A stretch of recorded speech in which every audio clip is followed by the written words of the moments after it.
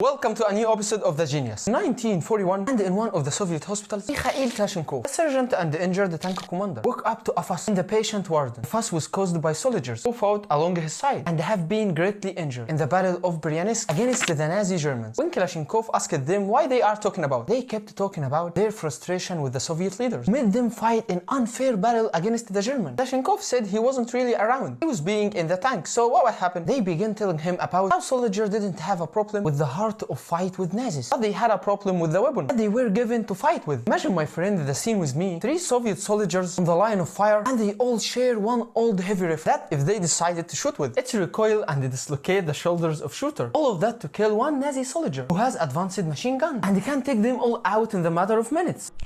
After Kalashnikov heard that, he didn't go back to sleep. Instead, he asked for a pen and paper and started brainstorming an invention that would reform the military and the global scenes forever. So we will talking about 2 stories. First story starts with the beginning of the World War II, when many armies have realized that it doesn't matter having a perfect rifle, but the rifle is suitable for the environment of the battlefield. For example, Soviet fought with rifles. The Mosin-Nagant, despite being an old rifle, it had an excellent shooting range that went to up to 800 meters with a scope. It's that kind of weapon, it makes a bang. It was a really heavy caliber that kills instantly and effectively with a great shooting accuracy. German, on the other hand, used a weapon like Karabiner 98K. The weapon had almost the same qualities and again with a great shooting accuracy. Both armies found out that in direct ground combat, all these qualities turned into flaws. The length and the heavy weight of the rifles was a huge problem in a battle that needed fast movement. Plus, the heavy ammo didn't give the soldier the chance to carry more backup ammo. So naturally, they kept running out of ammo. During shooting, the weapon's recoil is too hard on the soldier's shoulder. You can imagine that you are in the battle and you see fellow soldier with his hand on his shoulder. Even the excellent shooting accuracy that was offered by these rifles wasn't that much of the quality at the time, because in direct ground combat you don't need to accurately shooting at the enemy. He is already close. If you swing around, you will get him. The Soviets were aware of this issue even before the war and tried to solve it in a simple yet smart way, which is to focus on the human element. In 1932, they developed the Mosin-Nagant to be a sniper rifle, because the qualities of the old rifle only worked for a trained sniper soldier who shot from a distance. Just then, shooting range and accuracy would be on his side. That's exactly what happened in World War II. The Soviet had specialized snipers that included 2,000 women snipers. The most famous one was Lyudmila Pavlichenko, nicknamed as Lady of Death. She single-handedly killed 309 victims. If you research it, you will find that 9 out of the best 10 snipers in that war were Soviet. But the Germans, being the Germans, they are decided to solve the same problem differently by focusing on the firearm itself, through transforming a handguns into machine guns that worked in direct ground combat, even if it loses its old quality. That's a German mindset, brother. That was the difference the soldiers felt in the Battle of Bryansk, and they saw the worst of their rifles against the mighty German machine gun, the MB40, that despite its strength described by the soldier to Kalashnikov, the Germans didn't see it was that efficient. The Germans were developing a more efficient rifle. Here and then, Kalashnikov started thinking about radically reforming the old rifle, just like the Germans who managed to manufacture the rifle that Hitler thought to be the hope of ending the war, the Sturmgewehr 44. Historians consider it the first assault rifle in modern age, although the war ended with loss of Nazis. But the Soviets kept thinking about developing their rifle, and they came up with the models like AS-44, designed by the Soviet engineer Alexei Sidaev, which of course avoided the flaws of the old rifles, but it was too heavy, around 5.6 kilograms. Alexei then worked on a better model, but suddenly Alexei died on 1946. As much as it was shock for his family, it was a shock for the Soviet leaders too.